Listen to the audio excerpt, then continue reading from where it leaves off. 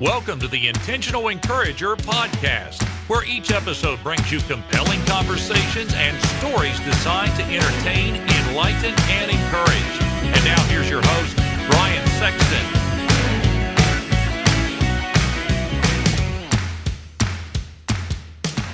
And welcome into the Intentional Encourager podcast. I'm your host, Brian Sexton. Thank you for joining us again today. This is a conversation that I've been so looking forward to having because life is about conversations. And in this conversation, I hope you get 1% better. If you get 1% better from this conversation, mission accomplished. This guy that's on with me today is a podcaster. He teaches people how to ask better questions. And I'm up for the challenge because I really want to get into some good questions with Joe. And you can find him on Twitter at Ferraro, Ferraro, on air. But you can find Joe Ferraro right here, right now on the Intentional Encourager podcast. Joe, what's good? How you doing? How can you not be fired up with an intro like that? Regardless of when we're recording it, you bring the radio voice, and I appreciate your work, Brian. Joe, I got to give a shout out to my main man, Marsh Bice, who connected us. And Marsh is the host of the Sales Life with Marsh Bice podcast. You can get that and find that where you get podcasts. And Marsh is a big fan of your work. And so it was natural when I have friends that love the work other people do. I want to talk to them. And your concept is so good. So let me start here. How has COVID in the last 18 months or so changed your conversations? Because there's a lot of things in the world that are changing, right? Businesses are not going to do what they've done before. Companies have had to pivot and rethink how business is done. But let's take that to conversations. How have your conversations changed in the last 18 months or so? Well, first of all, Marsh Bice is so good, right? I mean, he's so smooth. It's unbelievable. So we appreciate that. There's people get brought together for reasons. I know you believe that. Yeah. I think what happens is when we share a digital screen and a microphone, what really comes to the surface is how banal, how boring, how dull a conversation can become if we don't approach it from a curious place, an empathetic heart, and a place of curiosity and just creativity, quite frankly. So I think what's happening is we're having so many more conversations in a different form, and we have people tuning out, and we have people saying, I'm going to do 3 things at once. So the awareness that it's brought to people, I think has been a gift, a secretly veiled gift. When I'm in the classroom now, we're trying to keep people's attentions and make people understand the value that's in it for them. But I think also we see what's possible. We see that when you really have a good conversation, it elevates the relationship, the respect, the rapport you have for someone. And you start saying things like, wow, I've never been asked that before. And that's a really interesting way to put it. And we started really having a deeper appreciation for the craft of conversation by just a terrible accident. Yeah. I love what you just said there about the elevation of great conversation. Because, Joe, here's the thing. A lot of people have taken conversation and they've put it into 250 characters on Twitter, or they've taken it and they put it in a text message. And a lot of nuance gets lost and things like that in conversation, where the power of a podcast, and we'll get into your podcast here in just a few minutes. The power of a podcast is really, and I don't know how you believe, but I believe this way. I believe there's an invisible chair sitting next to me, and people can see you and I talking on the screen like we're talking and recording this podcast. But there are times that I feel an invisible tap on my shoulder saying, Brian, ask Joe this. Hey, I would really love to know this in a conversation. When you talk about elevating a conversation, how much discovery comes from elevating a conversation, or how much discovery when you're having those conversations, how much discovery do you pull out of a conversation? Well, I think you tapped into one of the things that people don't discuss a lot, which is that third person, right? That listener that is not the person you're having the conversation with. In that way, I think that's the built-in stakes, right? So I like to say, like, a conversation is a heightened form when you're doing a podcast, right? People say, people say, well, I want my podcast to sound like normal everyday conversations, but I actually invert that. I want my everyday conversations to feel more like podcasts. And what that happens to do is you got to think about an audience. What would the audience want me to ask Brian next? What would the audience want to know? So it's not a self-serving Brian picks Joe's brain, Joe picks Brian's brain, because there's a third party involved. So that invisible tap, it resonates with me. I just think of a triangle for me, right? I think it's you, it's me, and then it's someone on the treadmill. It's someone driving a car. And what would they ask next that would really open this up and just heighten the stakes? Well, and here's what I'm thinking about as you're saying that. I'm an avid football fan, obviously wearing a Cincinnati Bengals t-shirt as I record a podcast. People do not hear the conversations between the play caller, in a lot of cases it's the head coach, talking into a microphone, to the quarterback's headset. Only the quarterback can hear what that conversation is. And it's really a one-way conversation. Here's the play. And now the conversation in the huddle is it's translating what's coming through the headset and making sure everybody's involved. And so it's really what people see when the play is in motion is the one-way conversation that's happening between the head coach and the play caller. What you just said there about everyday conversations turning into podcasts, I love that concept, because then it gets everybody involved and everybody kind of gets to pull the curtain back and see what really dives in and makes that thing happen. And when you were saying that, that's kind of what was going through my mind, is sometimes that we can feel like in a conversation, it's information delivery instead of connecting through words and through the medium and the power of words. How do you take, if somebody asks you that, Joe, and they say, well, Joe, how do I turn my conversation into a podcast? How does someone keep themselves from turning into a one-way conversationalist? Well, first of all, I never heard that analogy with the headset. I like that. I'm gonna stew on that a little bit. I like where you're going with that. You should steal that. Go ahead, man. I'll just throw it to you. You can have that one. Yeah, I'm a big fan of preparation, and I think preparation can take many forms. You and I have kicked around the tires a little bit on our craft and how we prepare. I think that the absence of preparation is not an option, but I think different styles of preparation are. I don't script a lot of questions, but I have a lot of threads and a lot of ideas that I want to ask people. So I do think a typical thing that happens on a podcast conversation, it can happen in real life, is someone will say something like, hey, what do your parents do for a living? And it's nothing wrong with the question, but what I get the advantage of in my craft is I get to listen to someone on a podcast before I interview them. I hear that they asked that question. And then instead of saying, hey, what do your parents do for a living?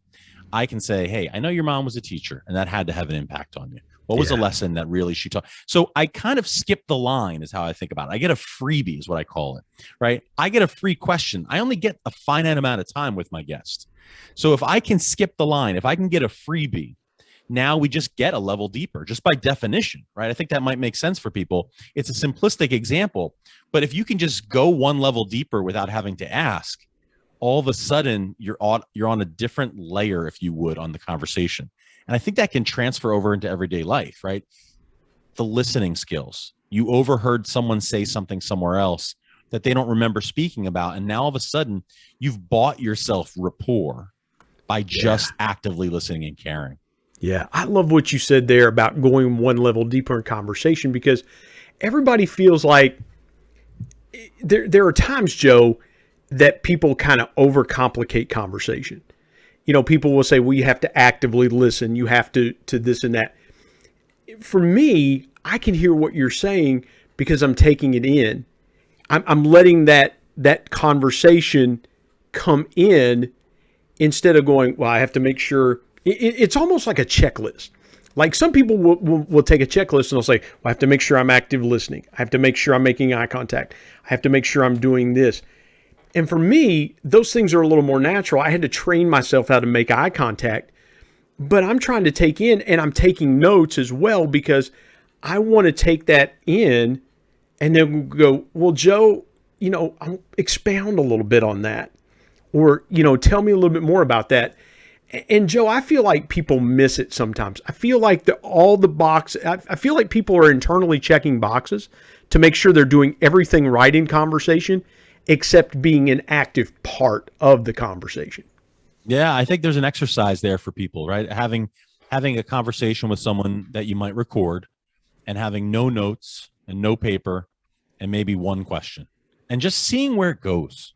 I read today an analogy that the late Steve Shapiro brought up about pulling a wagon. If you pull one of those kids' wagons, it just kind of goes. It's beautiful. It's smooth. But if you push it, it gets very jagged. It gets very wonky. And I think in a conversation, we're trying to pull the very best out of someone in a very smooth fashion. And if you push it, you can almost picture what would happen with the handle. You're just going back and forth and you're not really getting to where you want to go.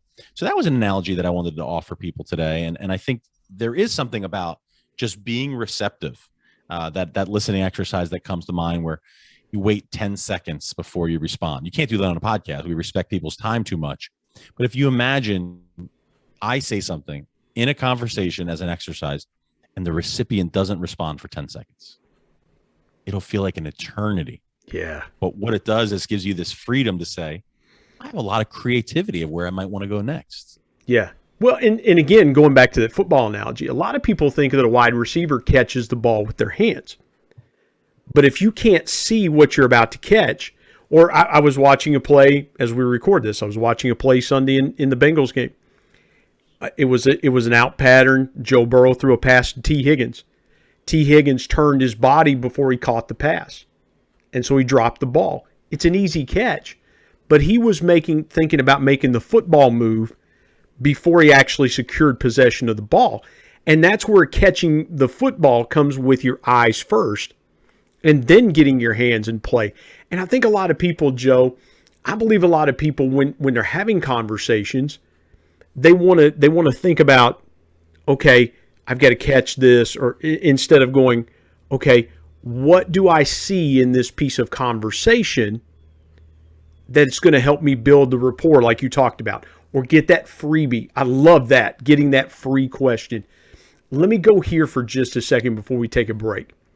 How do you think the pandemic will change conversation?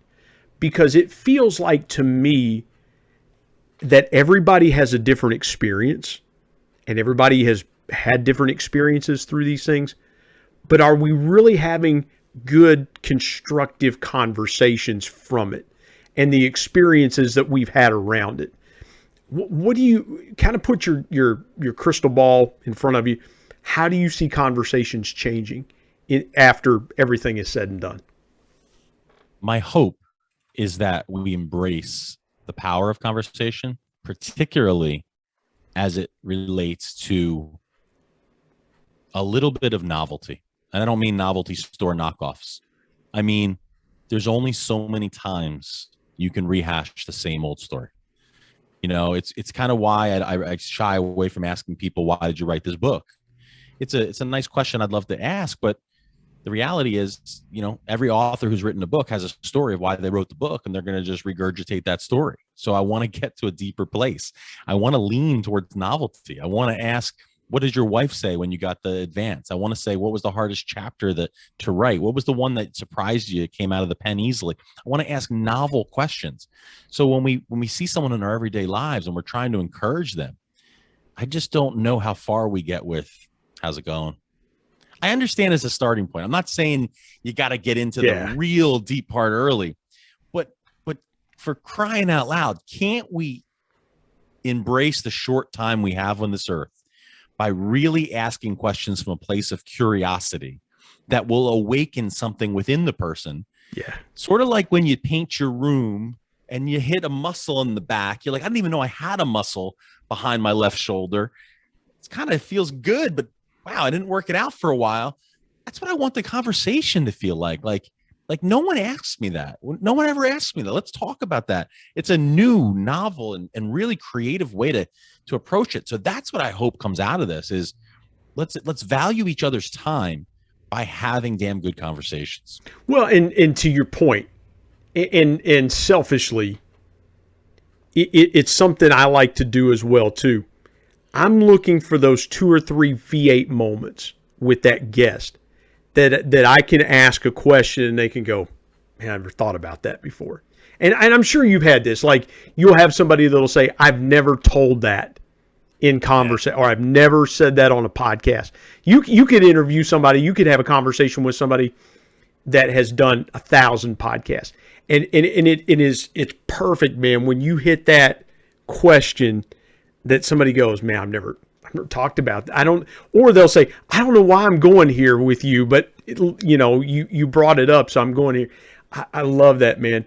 Let's step aside, take a quick break. When we come back, and by the way, I've got a tad bit of beard envy. I'll just say that up front. If you're watching on the Intentional Encourager Podcast YouTube channel, I've got the thin and gray going on, and my man Joe Ferraro is rocking the nice full beard. So if you see a little bit of beard envy from your boy here, it's you'll know what's going on. We come back, I want to talk about Joe's podcast and what he does to teach people how to have better conversations, get 1% better. You're going to get 1% better with Joe Ferraro. Come back with us on the Intentional Encourager Podcast. Back in just a moment.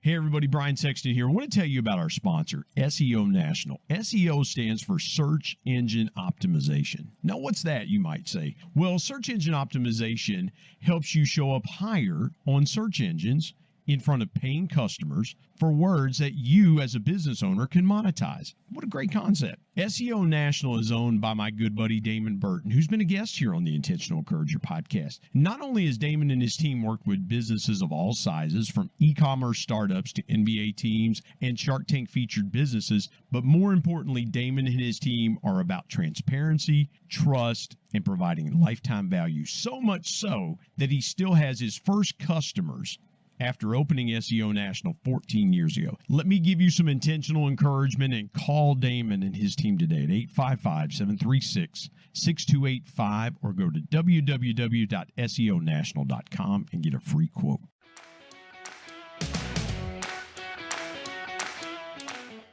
Joe, this has been so good, man. This is just exactly what I wanted. Let's go here for a second. I see people a lot, and I've had people come to me, and you've had people come to you, and they say, how do you podcast? How do you get started with it? It seems like podcasting is the new kind of the cool hip thing. Microphones are easy to buy. Equipment's easy to get set up, things like that. I think you really hit on something, though, that's the key to a podcast, and that is taking something that doesn't feel like an interrogation and and I've said this on social media, I believe that people don't want interrogations, they want conversations. When you think about 1% better, what does 1% better to you sound like when you record a podcast? Every time you do a podcast, what's 1% better sound like to you? Well, it's got to be a conversation that comes from a place of curiosity, right? I've been doubling and tripling down on curiosity. Be curious, not judgmental. I mean, it's a beautiful quote from Whitman that got popularized in a show that I like quite a bit. So we start there. I think that there's a lot of ways to go with this, but one thing I'd like to highlight is you have to have great guests, right? You've had a lot of great guests. I'm honored to be here. And to put myself in that company feels flattering because you're choosing people with an open heart and curiosity. And then that gives the platform some credibility. You really want to be in there. When I have the conversation with people, I just want to I want to bring out their very best, right? I want their time with me to feel like, wow, Joe brought something out in me, uncovered something in me, sort of like what's happening here, right? You're getting me thinking, you're getting me, wow, I got to really think of a better way to articulate that. Or I like how I spoke about that. This learning through conversation. I think there's so many nooks and crannies to explore. And then the best part is I can take the guests who I've brought on and we can talk about what is their particular area of expertise to help other people get better at that. So I might have a public speaking expert on, or I might have someone who's great with distribution and marketing. And I'm able to go in all these different places that I can then just gift to the listener. It's very satisfying. I want to ask you this because in the common question would be, okay, Joe, who's a guest you'd love to have on your podcast that you haven't had on your podcast? And you could rattle off a host of names. Everybody could do that because you do have kind of that dream guest list. And again, you and I were talking about, we worked for a little while to get this going because you were saying things that resonated with me. I thought, man, I got to get this guy on. Take me back to, in your mind, what's the one question you missed with a guest that after you recorded, you said, man, I missed it? Because I have those moments myself where you have that guest on you really want to talk to, you've got something in the moment, and you just miss it. Do you remember a time, can you think about a time that there was a question that you wanted to ask that you missed? I tell you what, I may surprise you here. I don't think about it like that. I'm going to give you a major error I made where I learned a lot. I had episode 9 or 5 early on with Debbie Millman. I had just heard Debbie Millman on Tim Ferriss's show, and she was blowing up, and I thought it was a little early to get a guest of her ilk. And all of a sudden I'm like, this is exciting. And I'm recording this in my parents' house. And I'm like, in a minute, I'm going to go down and brag to them, and they're not going to know who she is, but it's going to mean a lot to me. And I said, here we go. We're recording. And my guest today is Debbie Millman. She's the chairperson of Sterling, Now, you did that. People might not realize you were a true pro. You read the intro while you looked at me while you were recording, no edits. That was the last time in 200 episodes that I read the intro in front of the guest, because Debbie goes, I got to stop you there, Joe. Sorry, got to stop you. We're rolling. I'm not with Sterling anymore. I actually left, and she corrected me. Now, 200 episodes, I might be able to handle that really calmly. To me, that was a blow to my research, and it was like, whoa, like, now how am I going to win her back? And the rest of, I'm not saying the episode didn't work, proud of it, but clunky for a while. So a lesson learned there. I'm not reading intros in front of my guests, but not doing it. So I can't believe you just did that. That was beautiful. Now, here's what I think is the takeaway for people, though. There's a scene in the movie Sideways where they describe how every bottle of wine is a different experience. This one may have just sat a little bit left. This one may have been, aged a little longer. I feel like conversations are like that. So I have very little to no regrets on any question I didn't get to ask. Because if we have this conversation tomorrow, if I'm lucky enough to be back on this podcast someday, we will have a different conversation. If we tried to replicate this very conversation an hour from now, we would not be able to do it. Yeah. So I never spend an ounce of my energy. I reflect and I think of a lot of things, but I never spend an ounce of my energy thinking about the one that got away when it comes to questions. And that's a mistake that a lot of podcasters make, that I hear and interviewers make. And again, I love the approach you have, because you're not an interviewer. You're not an interviewer. You don't. And here's the thing, Joe, and I'm kind of going a little sideways here, but you'll know where I'm coming from. I don't want a guest to send me talking points. Don't send me talking points. If I'm not a good enough conversationalist to figure out where we can go, and I'm not a good enough host to drive where we can take the listeners in places that we can take them, then you don't need to come on my podcast. Because talking points, to me, it's almost kind of like, well, this is a script I've got to stick to, and I can't ask any questions. And I said this to somebody the other day. If you send talking points to somebody, you're missing the opportunity to have really good, spontaneous conversation. And that's what people are looking for. Have you ever thought about the perfect question and what that looks like? Because I feel like podcasters feel like, especially when they're getting started, they've got to be perfect. Man, they've got to land the plane right on the X, so to speak. Have you ever thought about the perfect question and what would the perfect question look like to you, Joe?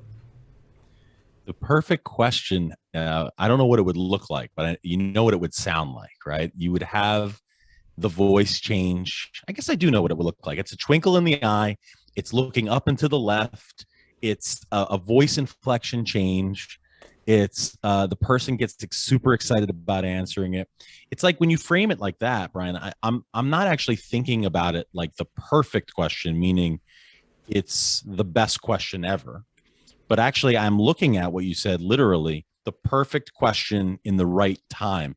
You know, what comes to mind is Samuel Coleridge defined poetry as the very best words in the very best order. Poetry, the very best words in the very best order. And that's what differentiates it from prose. And you can play around. You can have there's so much more room in prose. But in poetry, you got to have it in the right order. And I think the perfect question is clear. I think it's from a place of curiosity. I think it's open-ended. And I think it just has this special something that maybe puts the words in the right order. I'm thinking about a quote from Step Brothers. Did we just become best friends? Let's go. What does he say? I think we did. Like, doesn't he just start saying that? Yeah, you want to do karate in the garage? Yeah. No, I got to check that movie out again. Yeah. Well, Joe, the reason I say that is you and I align very well in the way we style a conversation, because it really is. And what I love about the work that you do, and I'm going to be fanboy just for a minute, what I love about the work that you do is you're always pushing the envelope around conversations. You tend to push the envelope and make guys like me who I feel like I ask good questions. You challenge me to get a little bit better and a little bit better and a little bit better. And that's what I love, is because what happens is the rising tide lifts all boats. So when you and I get better and our listeners hear the product of us getting better, then they want to get better. And so, and again, this podcast is about encouragement, but there's a lot of good application that can be taken from it just by asking the right questions. Where do you feel people struggle in asking the right questions? Because that's what part of your podcast serves, is to get people to understand the kind of the concepts and nuances around great questions and things like that. But where do people struggle in asking great questions? Clarity. If it's not a clear question, we've wasted time, right? So we have to start and end in clarity. If my recipient doesn't know what I'm asking, I've failed. If we can nail clarity time and time and time again with routine, then we can be clever. We can't be clear. We can't worry about being clever. So you hear, that's kind of why I think, to use a sports metaphor, I think that's why so many young reporters recycle the same question. Talk about how you felt when you hit that last shot, right? It's not even a question. It's talk about, a shot, but it's recycled because that athlete is trained to answer that question. It's very low risk, very low reward, very safe. It's going to get you the quote that you need in the paper, but it's never going to unhook magic like the way Roy Firestone used to do it, right? He'd have the athlete on up close, right? And he said one time, who did he say it to? He had someone on, and I think it was Willie Stargell or someone really just amazing from the old days. And he said, after all these years, Willie, what do you know that's true? And it's just like, it's like a crazy question, but it's so beautiful, right? What do you know to be true? Now, let's take that example.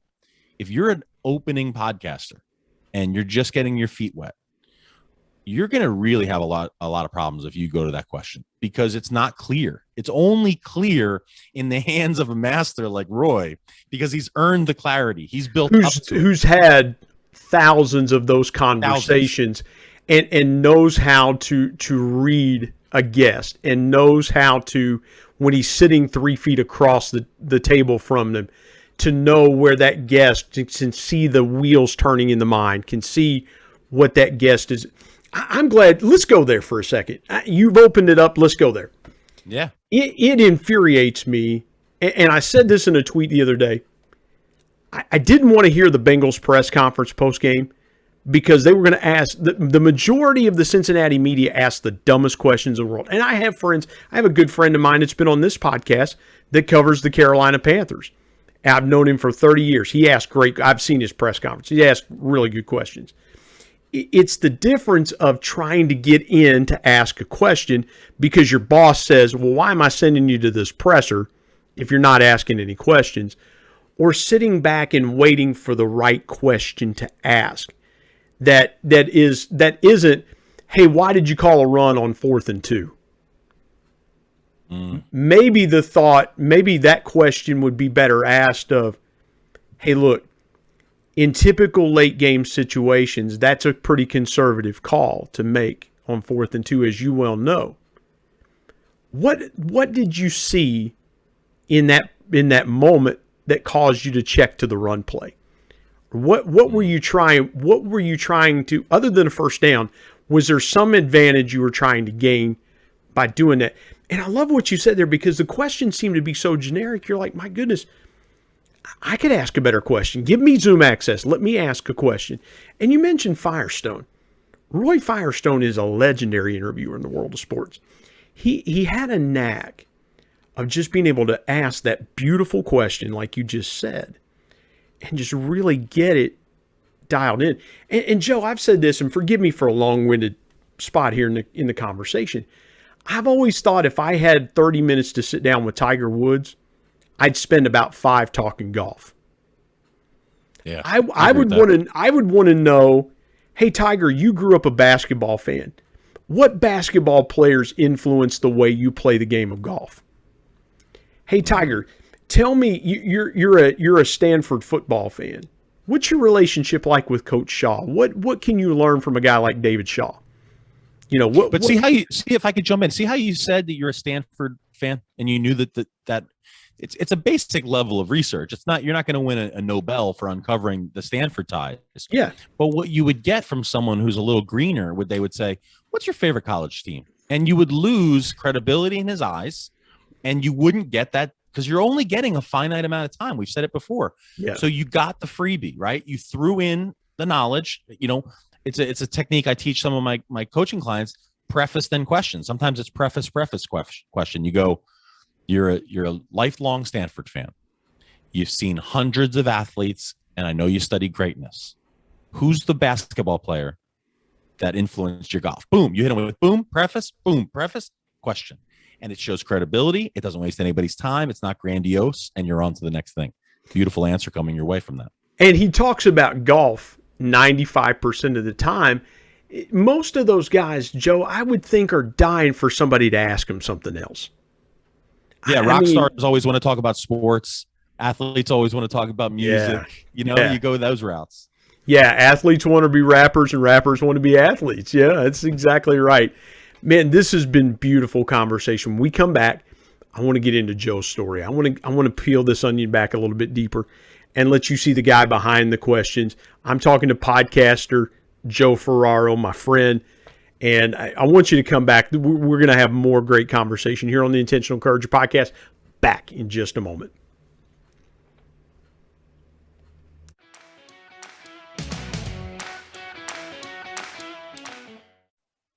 Hey everybody, Brian Sexton. Want to tell you about my new book, People Buy From People. 10 powerful people lessons from the ultimate people person, my dad. My dad was one of the greatest connectors that I ever knew.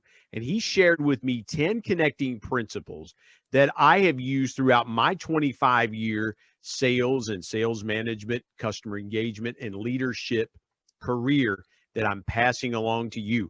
If you want to be a stronger, deeper, and more powerful connector, you've got to pick up a copy of People Buy From People. There are concepts in there that you may not realize help make you a power connector. You can go to Amazon and pick it up, Kindle if you're an e-reader and you like to do it that way, or now available on Audible. And there's one other way you can get a copy of People Buy From People. You can get one from me and I'll sign it for you. You go to intentionalmediaandpublishing@gmail.com and send me an email, and I'll share with you the link on how you can get a signed copy. You can buy a signed copy directly from me. Again, People Buy From People. If you want to connect like never before, pick up your copy today of People Buy From People. And now let's get back to more great conversation here on the Intentional Encourager podcast.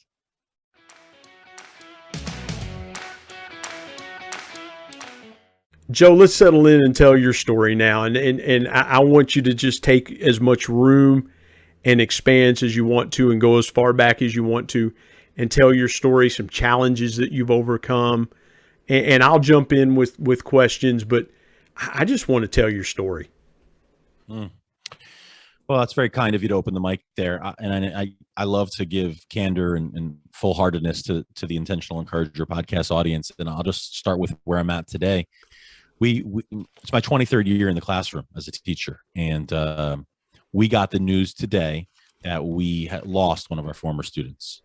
Caitlin is no longer with us. She's in her 20s and was in her 20s, and someone that every teacher can picture her face. And we got the news that she passed away from a heart condition that people really didn't know about, and it was sudden and just tragic. And I don't say that to bring people down, but we start to hear things like that, and we say, what is the profession of education and communication all about, right?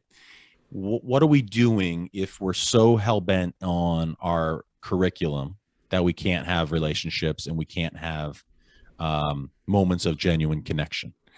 So I spent the commute home, leaving some voicemails for people. One, a former student that I'm still in touch with. One, a colleague who comes to mind when I think of Caitlin.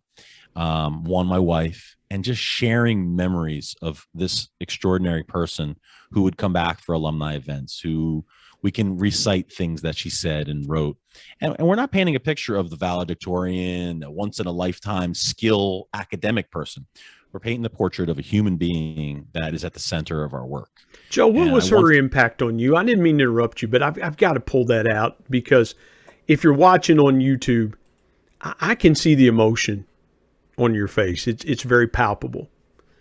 Yeah, what was her impact on you specifically? Exuberance every day, right? Paying attention with a desire to learn. Visiting in those moments in between classes, coming back to see how you're doing, going into professions in which she writes you an email and tells you how some of the things impacted you. And then her reach with other students who didn't even graduate the same year. So when you think about that, right, she was a guest at Alumni Classroom, which is an annual reunion that I do. That's part English class, part TED Talk, part trivia. There's a lot of fun things that we do to bring the community together. And the reason I share that story, though, is because, we want our work to be meaningful, whether it's a classroom, whether it's a podcast community, whether it's coaching a client. And I think that's like the arrow point of where I'm at 23 years in. But we've also just had countless beautiful memories as well, right? Whether it's just thinking back to the early days of student teaching, or whether it's thinking about the days when I played college baseball before I started coaching. I'm giving you snapshots instead of a full story, but I think that you can go so many directions with this. I was the youngest college baseball coach in the country from ages 21 to 26. And then that was a hectic lifestyle that didn't last long after I worked with 6 athletic directors in 5 years. So I moved on to coach at the high school level, and I had more of an impact, more fun, more lasting memories at the high school level than I did at the college level, chasing the dream of being a big time coach. Now that I interview people on the podcast, you have just as much fun interviewing people that aren't yet as famous as the Seth Godins and the James Clears of the world. So if there's a thread that's run through my story, it's trying to have a real respect for the sense of community, and to really use any skills that I've been able to sharpen over the years and practice through 1,000 mistakes in the world of communication to kind of just help people communicate their very best, whether it's my students, my children, or my clients or my listeners. It's a thread that runs throughout. What did you take from coaching that made you a better podcaster? Because I did some coaching in high school baseball. I coached my son for 2 years. And, at the high school level, as you know, you're teaching fundamentals, you're teaching situations. Hey guys, and my son was an outfielder. He played left and center field. And we would say to him, okay guys, we're working today on situations. If a ball's hitting the gap, where are you going with the ball? If we have a runner on first, where are you going with the ball? If the ball's hit you in the gap and you feel, where are you going with it? Constantly getting them to think situationally. What did you take away? And you were the youngest coach. That's unbelievable. The youngest college baseball coach in the country. There's a question around that, but I want to go here first. What did you take away from coaching that has helped you in podcasting? I've never drawn the parallel, which I think is why people love your show, right? I've never drawn that parallel, which you've done a number of times today. So that's very cool.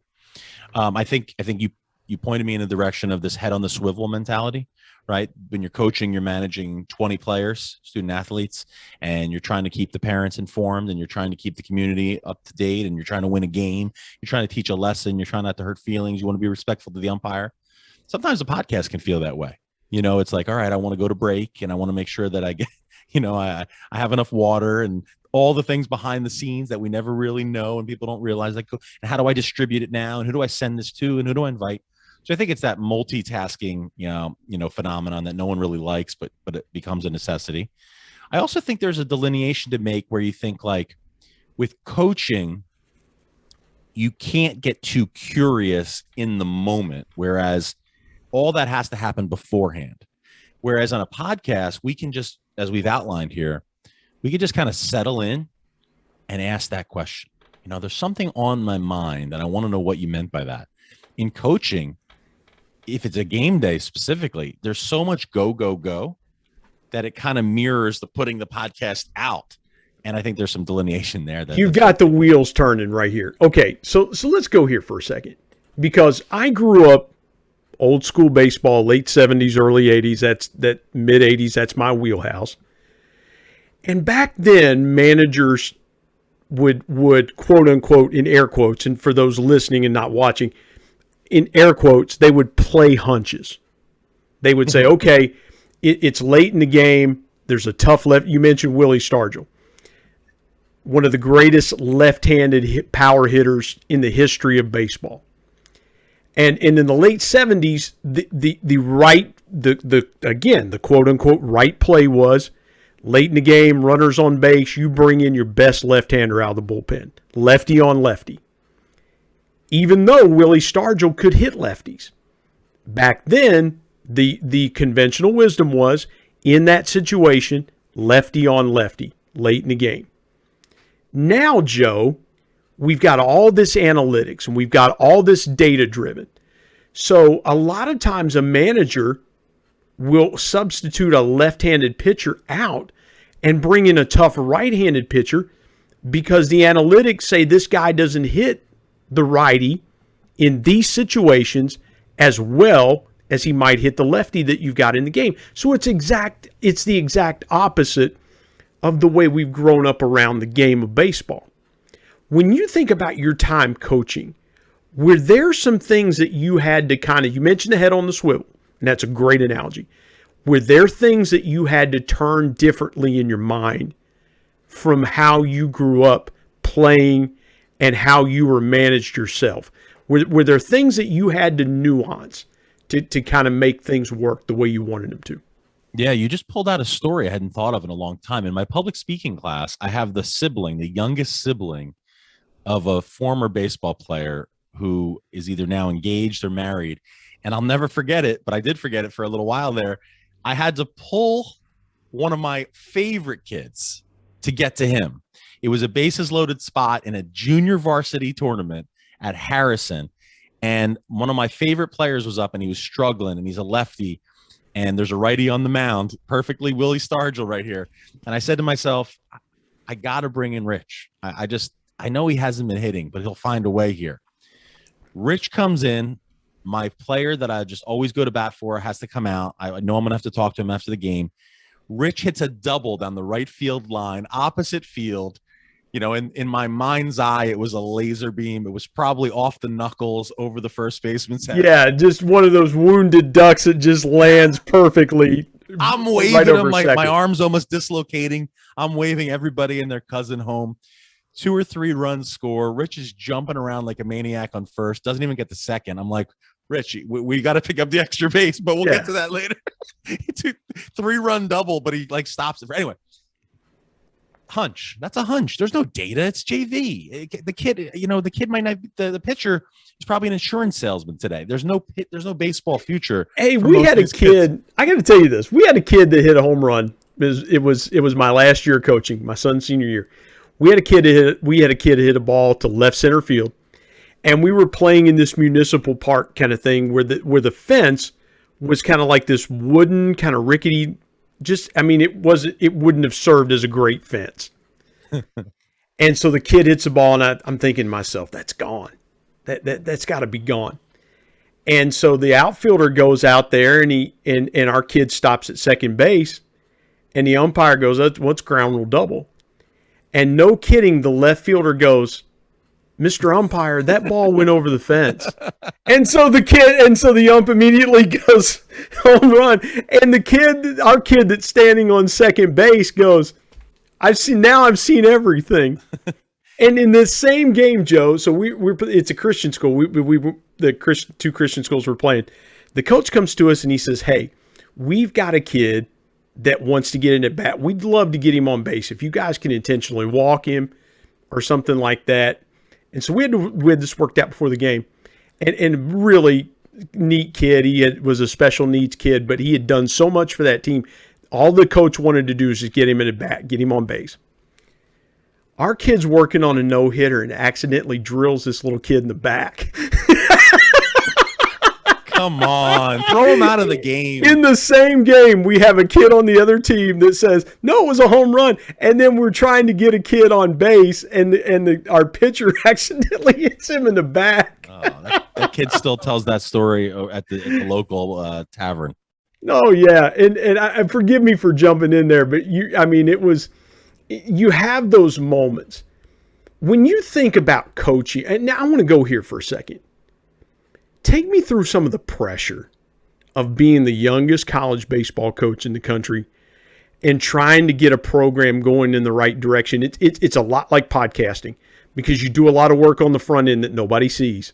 Yeah. And you're doing a lot of this stuff. You're cleaning uniforms at night. You're doing things like that. Take me through how the opportunity presented itself.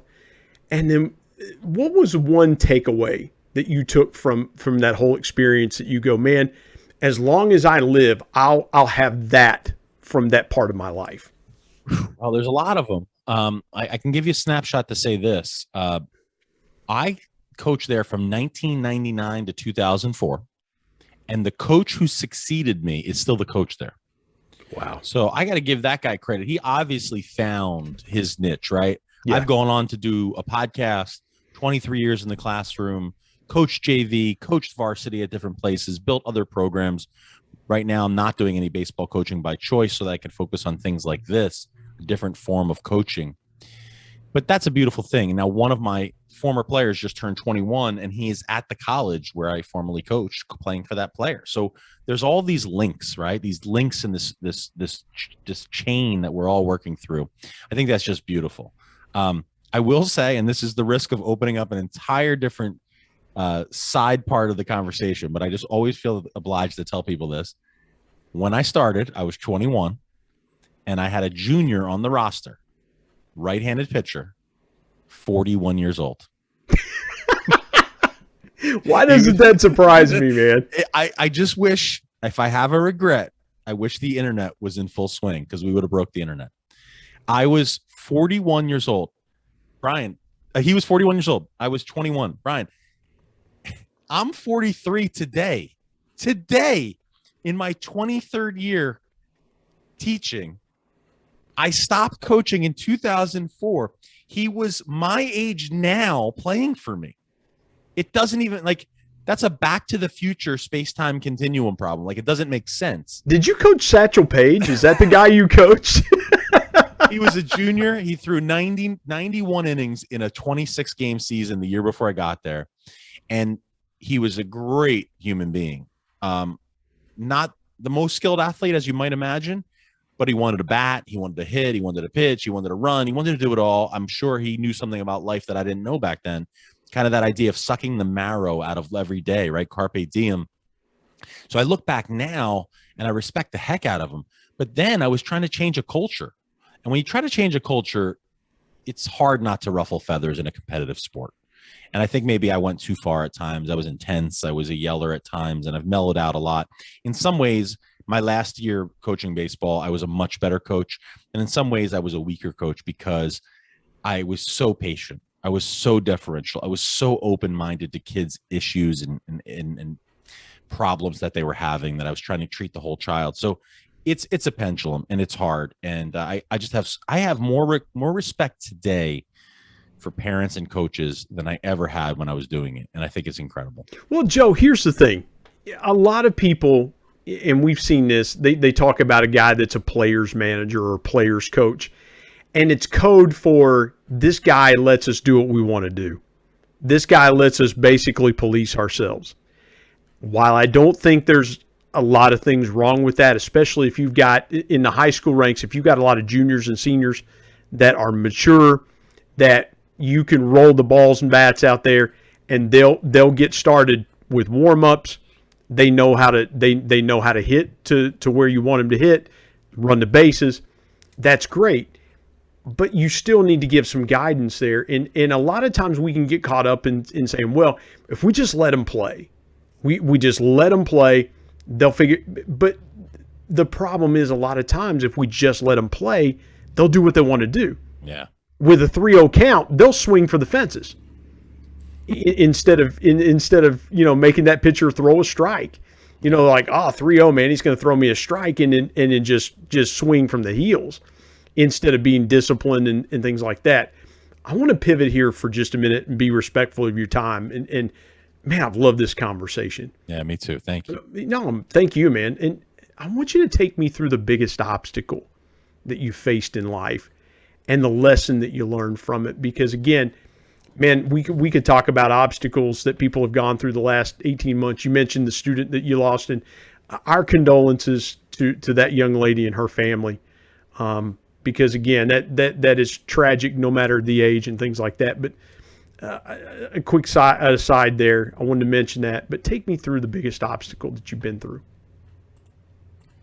I think when you think of obstacles, right, the easiest thing to do, even though it's painful, is to think of the big painful moments. And I think we've all had our share. And I think I've been maybe luckier than some. And my wife and I talk about that a lot, just being fortunate, and thank God every day for that. I think that just trying to figure out, maybe offer something new to your listeners, is trying to figure out how we best want to go through this life. Because there's no parenting manual, and yet we have 2 kids. And when you're coaching professionally, you're saying, I don't know how to do this, but I think I'm going to serve my clients the best I can. And you launch a podcast and you're saying, I don't know, is this against the rules? Am I supposed to talk about baseball? Am I supposed to talk about, the classroom in the same conversation? And I think, the obstacle that I face is just a daily challenge to say, I want to be confident that I'm doing the right thing, but I want to have the courage to be able to pivot when it doesn't feel right. So for me, even though I'm not highlighting any of these yearbook moments that are terrible, like I've heard some of your generous guests share, it's all about mindset for me, right? How do I want to show up for people?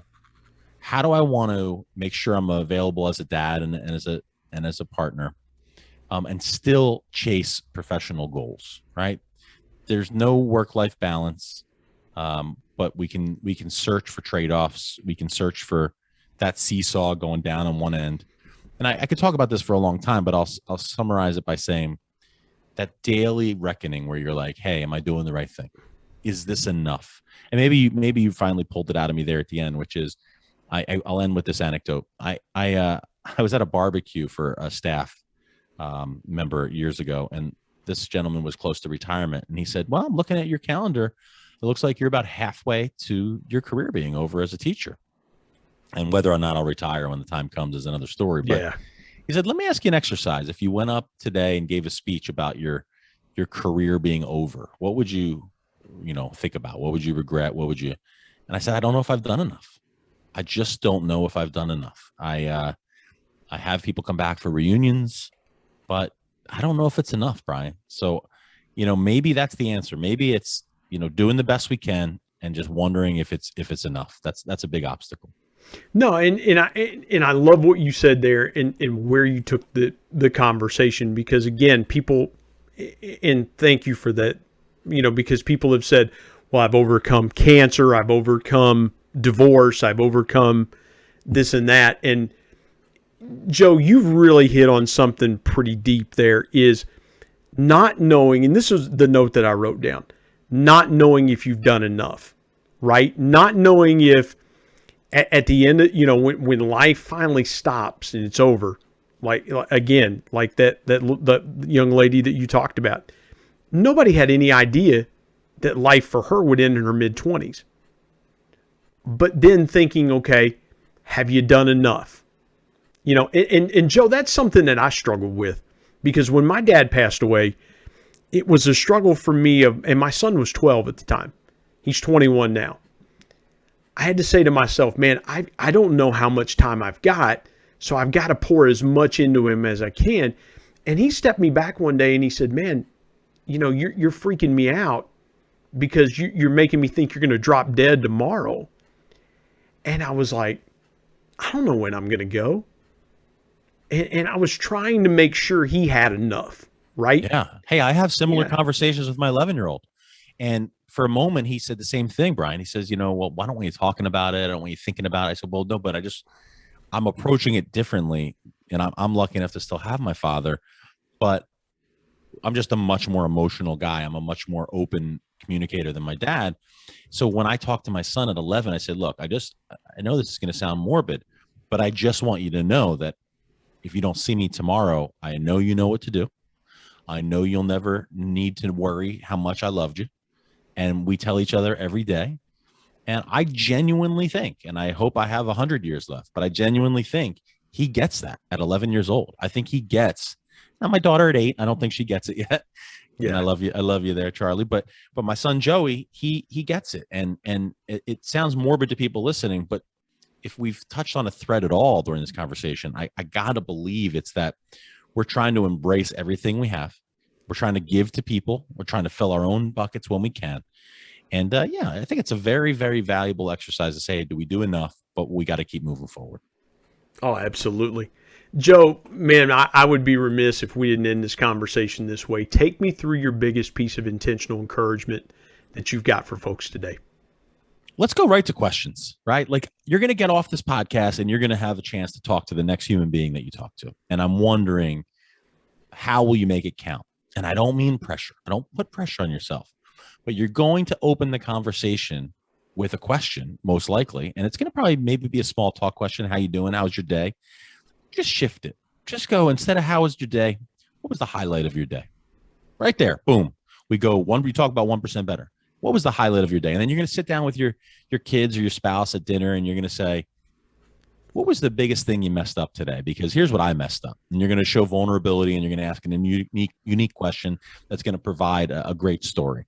And just micro action by micro action, every single question you ask, you're going to be 1% more mindful. You're going to say, if I could just ask it a little bit more clearly. And then you're going to get the hang of being clear, and you're going to get a little bit more clever. And you're going to say, I wonder if I could word this in a funny way. And then you start thinking about it, right? Questions are clear. Questions could be open-ended. Questions can come from a place of curiosity. I want to encourage people to be super, super intentional with how they ask their questions without getting to paralysis. Because, as we mentioned in this conversation, we don't regret not asking the perfect question, but each time we have a conversation with a person, we have an opportunity to ask a better question than the last time. Yeah. And my son, if I would say, what was the highlight of your day? He would do a Sports Center. He'd go, let's go to the highlights, Dad. Love it. And you know what I do with that? I play right along. So he says something. Yeah. And I just keep going. I go, well, take me through it. When you had the nachos, what were you thinking? Yeah. And then he goes, well, they were a little too spicy. I wish they were blah, blah, blah. And you go, if you could think about the most spicy food you've ever had in your life, what would it be? And we play. Conversation can be playful. Maybe we didn't do that enough because we got to deep waters today. But I also want to tell people conversation can be playful. As long as it comes from a beautiful place, conversation can be playful too. I love that. Conversation can be playful. And I do that with my son a lot of times too, especially when he's having a bad day. I'll intentionally turn that conversation in different ways. Sometimes it annoys him. Sometimes he's like, yeah, I get what Dad's doing there. But man, I'm glad we went where we went. I love the insight that you brought. Joe, tell folks where they can connect with you, how they can find your podcast. You just promote yourself, man. Just go for it, you know?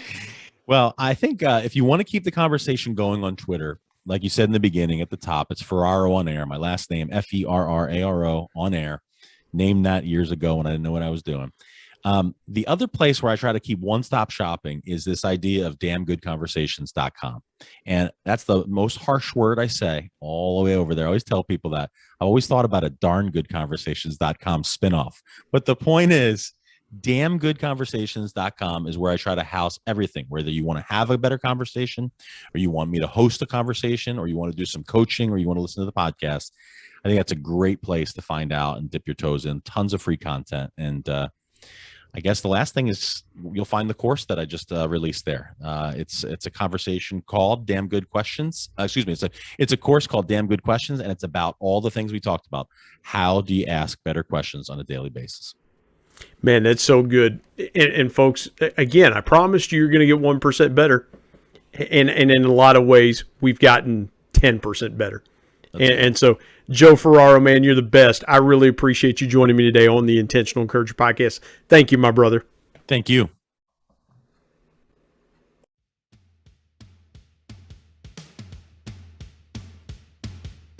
My thanks as always to producer Bryce Sexton and technical advisor Matt Means. And of course, the ultimate thanks goes to the Lord Jesus Christ, who provides intentional encouragement every day through his word. If you're not subscribed to the Intentional Encourager podcast, hit the subscribe button wherever you get podcasts so you don't miss an exciting episode where you can get encouraged and stay encouraged. And remember, anyone, anywhere, at any time, any place can be an intentional encourager.